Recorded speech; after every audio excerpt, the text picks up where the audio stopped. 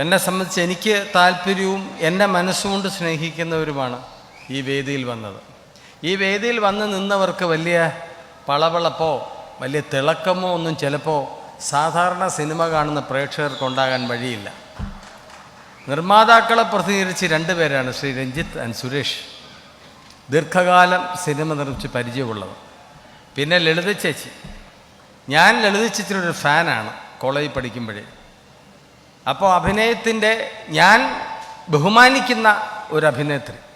ഇന്നലെ വന്ന ഒരു ഗ്ലാമറുള്ള ഒരു പെണ്ണിനെ കൊണ്ട് എന്നെ നേരിയത് പുതപ്പിച്ചെങ്കിൽ ഞാൻ ആ നേരിയത് സ്വീകരിക്കില്ലായിരുന്നു.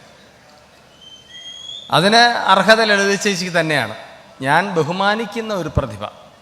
അത് കഴിഞ്ഞാൽ ശബ്ദം കൊണ്ട് അത്ഭുതങ്ങൾ സൃഷ്ടിക്കുന്ന ഭാഗ്യലക്ഷ്മി. പല നായികയുടെയും പല നായികമാരുടെയും ഭാഗ്യശ്രീയായ ശബ്ദം. അതുമൂലം അവാർഡും നേടിയിട്ടുണ്ട് പല നടികളും ശബ്ദമില്ലാതെ തന്നെ. അതുകൊണ്ട് ശബ്ദത്തെ പ്രതിനിധീകരിച്ച് ഇവിടെ ആളുണ്ട്, അഭിനയത്തെ പ്രതിനിധീകരിച്ച ആളുണ്ട്, സിനിമ നിർമ്മാണം അതിനെ പ്രതിനിധീകരിച്ച ആളുണ്ട്. ഇത് സംവിധാനം ചെയ്യുന്ന ശ്രീ ഹരികുമാർ, ശ്രീ മധു, അവരൊക്കെ പറഞ്ഞ സത്യങ്ങളാണ്. അവരൊക്കെ കഴമ്പുള്ള കാമ്പുള്ള സിനിമകൾ മലയാളത്തിൽ എടുത്തവരാണ്. ഈ പറഞ്ഞ പോലെ കാശുണ്ടാക്കാൻ വേണ്ടിയിട്ടുള്ള സിനിമ ഞാൻ അഭിനയിച്ചിട്ടുണ്ട്, കാശുണ്ടാക്കാൻ വേണ്ടി തന്നെ. പക്ഷേ അത്തരം സിനിമകൾ നിർമ്മിക്കാത്ത രണ്ട് സംവിധായകർ കൂടെ, ശ്രീ ശ്യാമപ്രസാദ്, അതിൻ്റെ ചിത്രങ്ങൾ ഇതുവരെ അഭിനയിച്ചിട്ടില്ല, എന്നെ വിളിച്ചിട്ടില്ല.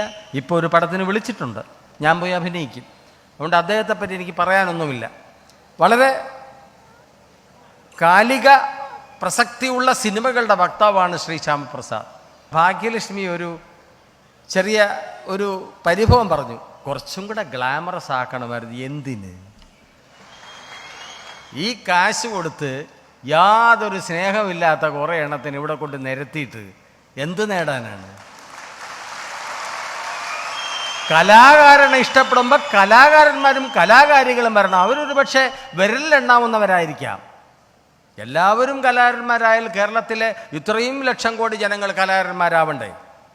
അതുകൊണ്ട് ഇതിൻ്റെ തിളക്കമല്ല പ്രധാനം, ഇവിടെ ആരൊക്കെ വന്നു എന്നുള്ളതാണ്. ശ്രീമതി KPS ലളിത, ഭാഗ്യലക്ഷ്മി,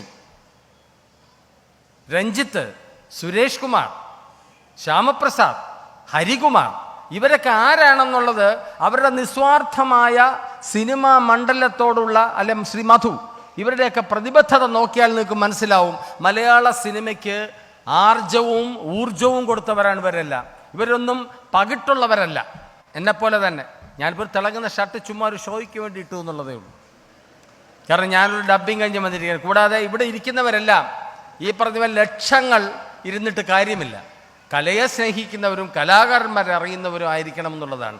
ഭാഗ്യലക്ഷ്മിയുടെ അറിവിലേക്ക് വേണ്ടി പറയാണ്, ഇത് മോശപ്പെട്ട ക്രൗഡൊന്നുമല്ല. വല്ല ഗ്ലാമർ എന്നുള്ളത് സിനിമയെ സംബന്ധിച്ചല്ല. ഇത് കലാകാരന്മാരായിട്ട് അറിയുകയും മനുഷ്യബന്ധങ്ങളെ മാനിക്കുകയും സ്നേഹത്തിന് വില കൽപ്പിക്കുകയും ചെയ്യുന്നുവെങ്കിൽ അത്തരം സദസ്സുകളിൽ ഒരു കൈപ്പിടി ആളുകൾ മാത്രമേ കാണുകയുള്ളൂ. ഏറ്റവും പ്രഗത്ഭനായവൻ ചത്തുപോയാലും സ്നേഹമുള്ള ഭാര്യയില്ലെങ്കിൽ വെപ്പാട്ടിയായിരിക്കും കൂടെ ഉണ്ടാകുന്നത്. അവളെ ഭാര്യയെന്ന് സങ്കല്പിക്കാറില്ല. അവളിൽ ജനിച്ച മക്കളായിരിക്കും അന്ത്യോദകം ചെയ്യുക എന്നുള്ളത്.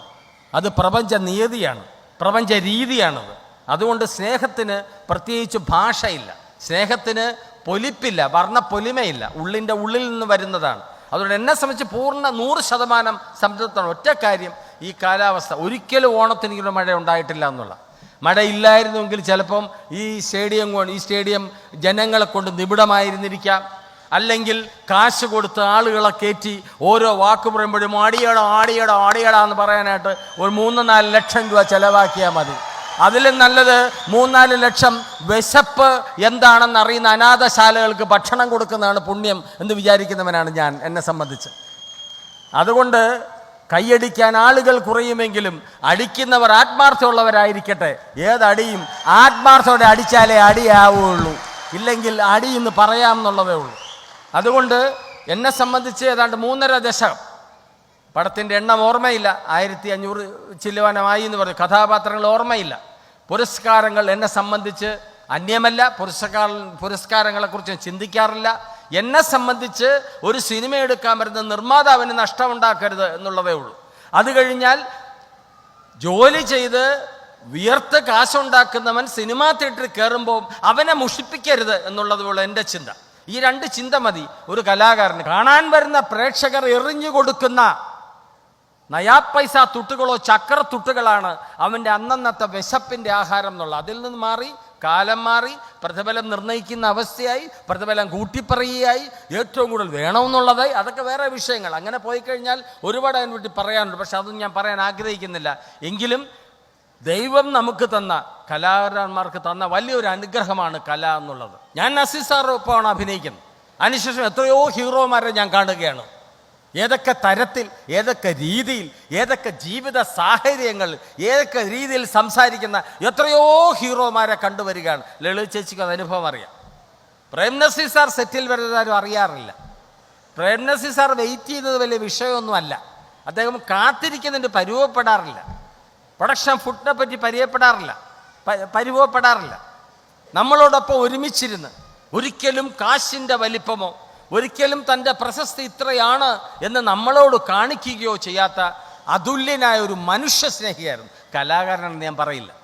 കാരണം എനിക്ക് കൊട്ടാരം ശ്രീധരനാരെയും PJ ആൻ്റണിയെയും SP പിള്ളയും അടൂർ ഭാസിയെയും KPSC ലളിതയും സുമാരി ചേച്ചിയും മനോരമയും നാഗേഷിനെയാണ് കലാകാരനിലേക്ക് എനിക്ക് ഇഷ്ടം. അവർ കലാകാരന്മാർ തന്നെയാണ്, കലാകാരികൾ തന്നെയാണ്.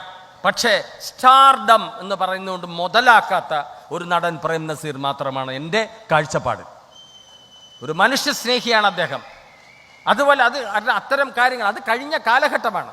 ആ കാലഘട്ടത്തിൽ അദ്ദേഹത്തോടൊപ്പം അഭിനയിച്ച എന്നെപ്പോലൊരു നടൻ ഒരിക്കലും അഹങ്കരിക്കാൻ സാധിക്കാത്ത അവസ്ഥയാണ്. സിനിമയിനെ എങ്ങനെയോ പൊക്കോട്ടെ, അതിനെപ്പറ്റിയല്ല. പക്ഷേ ഇവിടെ വരുന്നത്, ഇത്രയും പറയാൻ കാര്യം, ഈ പറഞ്ഞ ഏഷ്യാനെറ്റ് കേബിൾ TV ഇനിയും കുറച്ച് കാര്യങ്ങൾ ചെയ്യേണ്ടതുണ്ട്. ഒരു കാര്യം ഞാൻ ചോദിച്ചോട്ടെ. ഇവിടെ സാധാരണഗതിയിൽ സിനിമകൾ കാണിക്കുന്നു, അല്ലെങ്കിൽ ചില വാർത്തകൾ കാണിക്കുന്നു. ഇതല്ലാതെ ഞാൻ ഒരു കാര്യം ചോദിച്ചോട്ടെ. അത് അംഗീകരിക്കാമെങ്കിൽ അംഗീകരിക്കുക, ചെയ്യാമെങ്കിൽ ചെയ്യുക. ഒരു കലാകാരൻ്റെ ആവശ്യമാണ്. അത് ചെയ്യാൻ പറ്റുമോ എന്നുള്ളത് അതിൻ്റെ ബന്ധപ്പെട്ട ഏറ്റവും വലിയ വ്യക്തികൾ ഇവിടെ ഇരിപ്പുണ്ട്, അതിൻ്റെ അതോറിറ്റീസ് ഇവിടെ ഇരിപ്പുണ്ട്. ഒരു പുതിയ ഗായകനെ കൊണ്ട് ഒരു പാട്ട് എഴുതിക്കുക, സംഗീത സംവിധാനം ചെയ്യാൻ അറിയാം എന്ന് പറയുന്ന ഒരാളെ കൊണ്ട് അത് സംവിധാനം ചെയ്യും.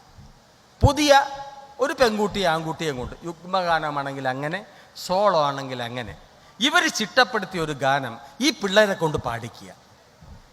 ഇത് ജനങ്ങളുടെ ഇടയിൽ എത്തിക്കാൻ സാധിക്കുമോ എന്നുള്ളതാണ്. അങ്ങനെ ഒരു പരീക്ഷണം നടത്തിക്കൂടെ? എന്തിനാണ് ദാസേട്ടൻ പാടിയ പാട്ട് തന്നെ വന്ന് ലോനപ്പം പാടുന്നത്? എന്തിനാണ് കിഷോർക്കും മുഹമ്മദ് റാഫിയും അവർ തെളിയിച്ചിട്ട് പോയിട്ട് ഞങ്ങൾക്ക് ഇതാണ്, ഞങ്ങൾ ഇത് തന്നെ ചെയ്തിരിക്കുകയാണ് എന്ന് കാണിച്ചിട്ടുണ്ടെങ്കിൽ അതിങ്ങനെ ഛർദിൽ വാരി തിന്ന് ഛർദിച്ച് എന്തിനാണ് അതിൻ്റെ ആവശ്യം? ഒരു പുതിയ ഗാനരചവനെ സമൂഹത്തിൽ നിന്ന് നിങ്ങൾ എടുക്കുക. നാളെ എന്നെ ആദ്യമായിട്ട് സിനിമയെ കൊണ്ടുവന്ന ശ്രീമാരൻ തമ്പി ചേട്ടനാണ്. നാളെ ഒരു ശ്രീമാരൻ തമ്പി വേണം ഇവിടെ, നാളെ ഒരു വയലാറ് വേണം ഇവിടെ. ഏഷ്യാനെറ്റ് കേബിൾ TV ഒന്ന് ചിന്തിച്ചൂടാ. ഒരു പുതിയ ഗാനം സ്വീകരിക്കുന്നു, നിങ്ങൾക്കെല്ലാം ഗാനങ്ങൾ എഴുതി അയക്കാം.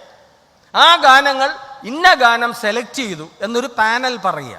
ആ ഗാനം ചിട്ടപ്പെടുത്താൻ സംഗീത സംവിധാനത്തിൽ താല്പര്യമുള്ള പുതിയ തലമുറയിൽപ്പെട്ട ഒരുപാട് പേര് നമ്മുടെ നാടകവേദികളിലുണ്ട്.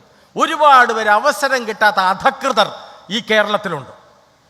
വമ്പന്മാരുടെ പിടിച്ചു പറ്റാൻ സാധിക്കാതെ അതിമനോഹരമായ കഴിവുള്ള, അതിവൈഭവമുള്ള, സിദ്ധിയുള്ള അധകൃതരായ എത്ര ചെറുപ്പക്കാരുണ്ട് എനിക്കറിയാം. എന്നോട് തന്നെ പറഞ്ഞു, ഞങ്ങൾക്കൊന്നും അപ്രാപ്യ മേഖലയാണ് ജഗദീഷ് കുമാർ എന്ന് പറഞ്ഞിട്ടുണ്ട് എന്നോട്.